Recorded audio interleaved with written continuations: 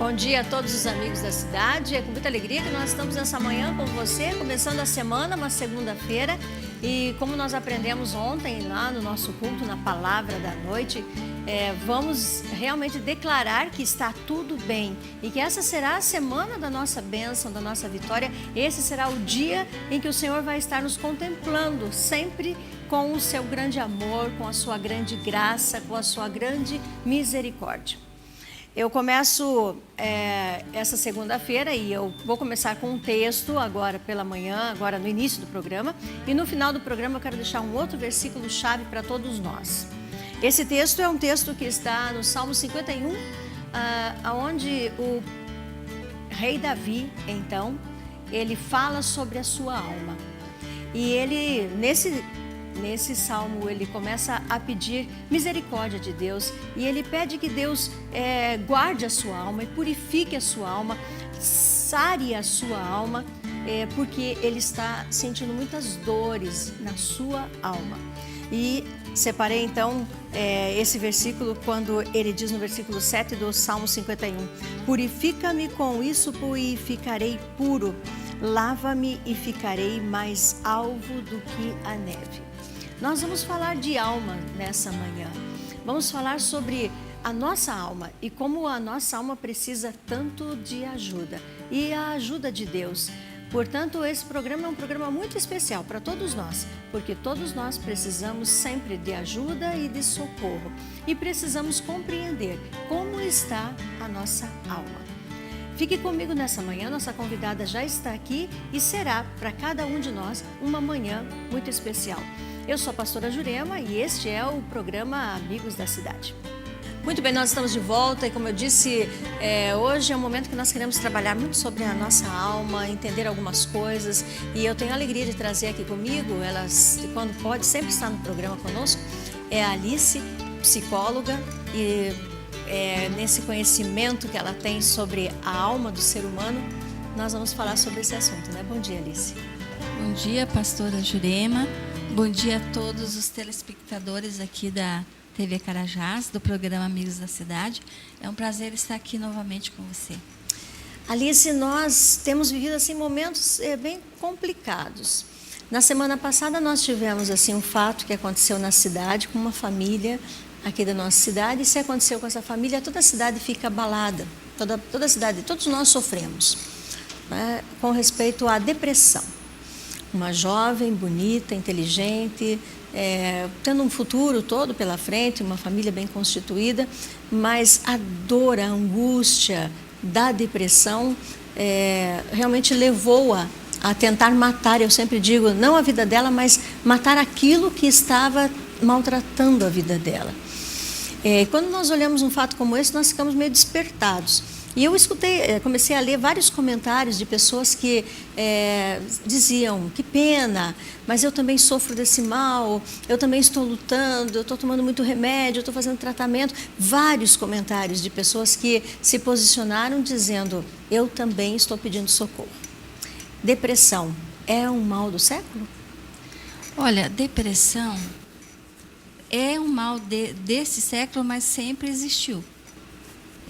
Hoje se fala muito em depressão, mas o relato mais antigo de depressão está na Bíblia, onde quando o rei Saul tinha momentos de tristeza e ele precisava de ouvir músicas que Davi tocava para ele. Então esse é um primeiro relato de um sintoma de depressão. Mas data-se, por exemplo, o primeiro medicamento a 100 anos antes de Cristo, que era o lítio, que os gregos utilizavam para tratar. Então, depressão é uma doença inerente à condição humana, sempre existiu. E, pelo que se vê, sempre existirá. Sempre existirá. Tá, nós então entendemos que é uma doença, precisa ser tratado. Mas às vezes nós percebemos que as pessoas estão tratando e parece que elas não conseguem chegar onde elas precisam. Por quê? Porque o tratamento é um contexto de várias coisas, tem que tratar o corpo, a alma, o espírito, porque não pode ser só uma parte sendo tratada. Como que esse paciente ele pode ter uma qualidade de vida melhor. Exatamente. O tratamento, como você falou, é multifatorial. Então, provavelmente você vai precisar da parte medicamentosa, em a maioria dos casos, só não se usa o medicamento quando a depressão leve, mas ou depressão reativa, quando, por exemplo, existe uma perda de um ente querido, uma perda de um emprego, alguma coisa que você pode estar reagindo, né? E, consequentemente, você vai melhorando. Mas, normalmente, o tratamento deve ser multidisciplinar. Você deve ter um médico de confiança te atendendo, um psicoterapeuta, e nós também achamos que o atendimento espiritual também ajuda, né? Vai ajudar muito, e o apoio familiar. Porque uma coisa só não vai resolver. Só tomar remédio não resolve, porque a depressão fica mascarada. Você toma o remédio, você não tem depressão. Mas se você não fizer um tratamento de verdade, com uma psicoterapia, alguma coisa, para rever que situações, que pensamentos te levam a essa depressão, o que está causando essa depressão, fica difícil de resolver. Portanto, a gente ouve muitas pessoas falar: eu trato de depressão faz 10 anos. Daí você vai ver, a pessoa toma o remédio, depois ela abandona o remédio, depois ela começa a sentir um pouco melhor, daí ela abandona terapia, abandona tudo. Depois ela cai novamente na depressão, aí ela começa tudo novamente. Então, a depressão, ela precisa ser tratada de uma forma sistemática, senão ela rescinde. E quais os sintomas que uma pessoa, ela mesma pode se olhar e dizer: eu não estou bem? Porque às vezes as pessoas relutam, né? Ela não está bem, mas ela vai relutando. Eu não chamaria às vezes até de relutar, mas ela vai tentando se fortalecer para dizer: eu tenho que resistir, né? Para tomar uma posição contra isso. Mas quando que uma pessoa ela precisa se preocupar e dizer: olha, eu preciso correr e buscar um atendimento? Um dos sintomas o principal é a tristeza. A pessoa começa a sentir tristeza e começa a perder assim o desejo de fazer coisas que ela sempre fez. Por exemplo, se ela gostava de viajar, não quer mais viajar, não tem mais vontade, e começa a sentir assim uma falta de energia, um desânimo. Pode ter alterações de sono, ela começa a perder o sono, ou dormir demais, não consegue ficar acordada, ela está sempre querendo dormir. Choros, assim, de formas assim, às vezes em situações inusitadas, começa a chorar de repente. Esse é algum dos sintomas, mas eu acredito que o principal é aquela perda de interesse pelas coisas que ela sempre se interessou. Essa é uma situação de uma pessoa que já viveu assim um bom tempo de sua vida e que começa a apresentar um quadro diferente daquilo que ela sempre foi. Mas nós lidamos com as crianças, né? As crianças, às vezes, elas já têm um perfil silencioso, triste, de pouca fala, e vai crescendo esse adolescente. Agora o computador, eles entram num outro mundo também, que fica difícil a gente entender. Será que ele está triste? Será que ele está feliz? Será que está fazendo bem? Começa a entrar numa situação em que nós precisamos estar bem atentos, né? Em conseguir entender essa criança, esse adolescente, como ele está. É justo, porque a depressão, ela não tem idade. Ela pode dar em crianças, né? Criança, você vai observar o comportamento. Ela gostava de brincar, ela gostava de fazer algumas coisas, agora ela fala que não está com vontade, não quer mais brincar daquilo, ela se nega, às vezes, a comer, ela tem sonos agitados ou dificuldade para pegar no sono. Então, sintomas mais comportamentais, que às vezes, para os pais, pode passar como a criança está apresentando uma má vontade, ou está se negando, está sendo desobediente, né? E no o adolescente, como o adolescente geralmente ele está passando por situações em que ele está vendo tudo mudando nele, e ele mudando de um corpo de menino para um corpo de homem, ou de menina para mulher, ele está sofrendo muitos conflitos. Aí ele se olha no espelho, uma espinha pode deixá-lo transtornado. Momentos na escola que às vezes ele não é tão, ele é tímido, não consegue se aproximar dos amigos, não consegue fazer amizade. Aí começa aquele sofrimento interno e ele tem vergonha de falar para os pais, para os professores, e ele começa a se isolar. Essa é uma característica, né, para ser observado. O adolescente muito isolado, que não tem amizade, que não consegue conversar com as pessoas, ele está precisando de ajuda. Isso vai levando ele para uma juventude que eu acho que o conflito da adolescência, da criança, adolescência, é um e outro. Mas quando chega na juventude, parece que vira um abismo, né? Ele entra num abismo, não se acha. Já tem a situação da adolescência, que é uma mudança muito grande, hormonal, de estatura, de responsabilidades que são cobradas dele. Muitas vezes os pais não sabem como lidar com esse adolescente, e muitos partem, às vezes, para agressão, humilhação, e muitos entram assim, em depressões assim, graves por situações domésticas, familiares, às vezes o pai se torna violento, bate, ele se sente humilhado, porque ele ele se acha já um homem, né? E muitas vezes o adolescente vai entrando numa depressão que vai se agravando, e onde pode acontecer, inclusive, tentativa de suicídio, porque o adolescente ele é impetuoso. Uma pessoa mais velha, por mais deprimida que esteja, ela pensa muito o que vai causar o suicídio dela. Mas o adolescente, ele não pensa assim. Se ele está com raiva do pai, da mãe, de maltratos que sofreu, ou então está muito deprimido, a dor está muito grande, ele planeja o suicídio, e como ele tem essa impetuosidade da juventude, ele acaba produzindo essa situação. Essa violência contra ele, contra ele mesmo, e contra contra todos a que família estão ao seu redor, né? Isso.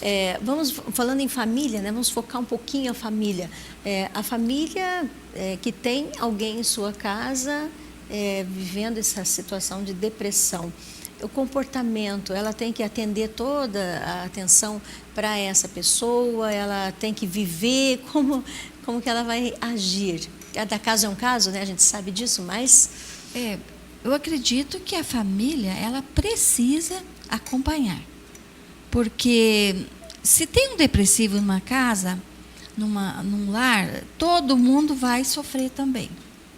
Então, é necessário a união da família para levar essa pessoa para um tratamento, para acompanhar essa pessoa, porque existe caso de pessoa que tenta o suicídio, e ela tenta, não consegue, mas ela fica planejando um próximo suicídio. Então, fica assim um terror para a família. Eu, há pouco tempo, atendi uma mãe que ela tentou impedir a filha de suicidar-se várias vezes. Quando ela se descuidava, quando via, a filha estava lá amarrando alguma coisa no pescoço e prendendo na janela. Elas que não podia ter uma árvore dentro de casa, que a menina se pendurava, e ela tirou a menina dessa tentativa. Então, elas que sofriam um pesadelo. Fazia mais ou menos uns 2 anos que ela estava passando por isso. E os medicamentos que ela tomava ainda não estavam atendendo às necessidades dela. Então, ela trouxe para uma psicoterapia. Mas o grau de sofrimento dessa mãe era terrível. Porque ela convivia e com o medo, quando a menina saía, se ela ia voltar viva, era muito triste, muito mesmo. Com certeza, né? Muda todo um ambiente familiar, uma vida familiar, né? Eu perguntaria também para todos nós agora entendermos um pouquinho o que a saúde pública oferece para essa pessoa que é doente, que está vivendo essa doença da depressão. Bom, no Brasil, a saúde pública não cuida muito bem desses estados, né, de depressão. É um problema que é deixado um pouco de lado. O custo dessa doença é altíssimo, porque as pessoas deixam de trabalhar por depressão, deixam de estudar, se tornam pessoas com depressão. Quando eu estou falando dessa depressão, é uma depressão maior, é a depressão grave, que impossibilita, por exemplo, um professor de entrar na sala de aula, porque ele acha que ele não consegue mais dar aula, ou um trabalhador de ir para o seu trabalho porque ele acha que ele não consegue fazer nada mais, ele não consegue mais trabalhar. Então, aquela pessoa se torna assim um peso para a família e para a sociedade, né? Onera, porque médicos, medicamentos, e o Estado, ele oferece alguma coisa, mas é muito pouco. Tanto que 50% das pessoas depressivas não têm diagnóstico de depressão, porque elas não tiveram essa possibilidade de alguém descobrir que ela tinha depressão e tratá-la. Então, isso é agravante. Interessante também pensar que, na verdade, às vezes, todas as pessoas que procuram por um mal-estar, uma coisa que estão sentindo, a saúde pública, acabam sendo tratadas com remédios de depressão. Mas quem é que trata a depressão? É todo clínico? É todo médico? Médicos específicos? Bom, um médico especialista em depressão é o psiquiatra, mas existe muito preconceito. A pessoa pensa assim, eu vou no psiquiatra, vão achar que eu estou louca, se eu souberem no meu trabalho, pode ser demitido. Elas têm muito medo de ir ao psiquiatra. Então, qualquer médico clínico, ele está habilitado para receitar uma medicação. Agora, o tratamento, daí, ele deve ser feito multidisciplinar, com um psicólogo, com terapeutas, né? E com, como eu falei, com a família, e se ele tem possibilidade de estar frequentando uma igreja, de repente tem ali uma equipe de apoio também, que pode ajudá-lo e muito. E as orações, né? Estejam onde estiver. Deixando só bem claro para todos nós, né? Existem graus de depressão, nós falamos aqui, ficamos mais focados até na questão de pessoas que têm uma depressão muito severa e que leva essa pessoa a pensar e até cometer o suicídio, infelizmente, mas existem vários graus de pessoas que estão aí vivendo e convivendo com a sociedade, com a família, que tem depressão, né? Exatamente, tem muitos graus de depressão. E, estatisticamente, quase 20% da população, principalmente de mulheres, tem ou terão depressão. É muito alto o índice por isso nós temos que estarmos alertas aos sintomas de depressão. Depressão após a aposentadoria, na velhice. Muitos casos, pessoas quando adoecem com problema cardíaco ou AVC, também costumam ficar depressiva. Então, nós temos que observar muito o que está acontecendo. E hoje nós temos mais de 30 tipos de medicamentos bem adequados, que fazem um bom tratamento. E profissionais, né, nessa área, tanto na saúde pública, estão lá à disposição para atender as pessoas. Então, que a gente tem que procurar ajuda. E não acreditar que vai passar, que é só uma mania ou é uma preguiça, e que é uma doença que tem que ser levada em consideração, porque é uma das que mais causam mortes. Em primeiro lugar, doenças cardíacas, depois vem uma outra e logo é a depressão. Já estamos no finalzinho da nossa entrevista, mas 3 itens assim que poderiam nos dar um alerta para estarmos atentos àquilo que está acontecendo com a nossa vida ou com a vida de alguém. O desânimo, a falta de perspectiva de vida, não acreditar mais no futuro, não acreditar mais em si mesmo, baixa autoestima, aquela angústia, dor no peito, aquela ansiedade, que ela não sabe de onde vem aquela dor. E a tristeza, choro fácil. Esses são os principais sintomas. Mas uma pessoa tratando, se disciplinando, se conhecendo, ela tem condições de ter uma qualidade de vida e a família ser feliz. Olha, total. Existe o tratamento e esses casos que eu falei de suicídio representa 5% dos depressivos. Então, é uma quantidade pequena. 5 a 10% de pessoas depressivas se suicidam.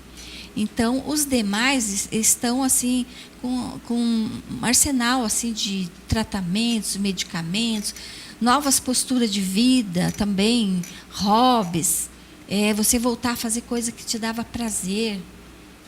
Tem muita coisa a ser feita e que a pessoa volta a ter qualidade de vida, ela desperta, sabe, para o mundo, para a vida.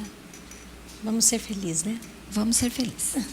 Alice, muito obrigada, tá? Eu sei que estar aqui comigo, às vezes, é até difícil, né? Pela manhã e tudo mais, mas você é muito importante quando você pode estar e nos dar informações como essa. Muito obrigada. Eu espero ter ajudado alguma pessoa que esteja passando por isso, né? Que busque o seu tratamento.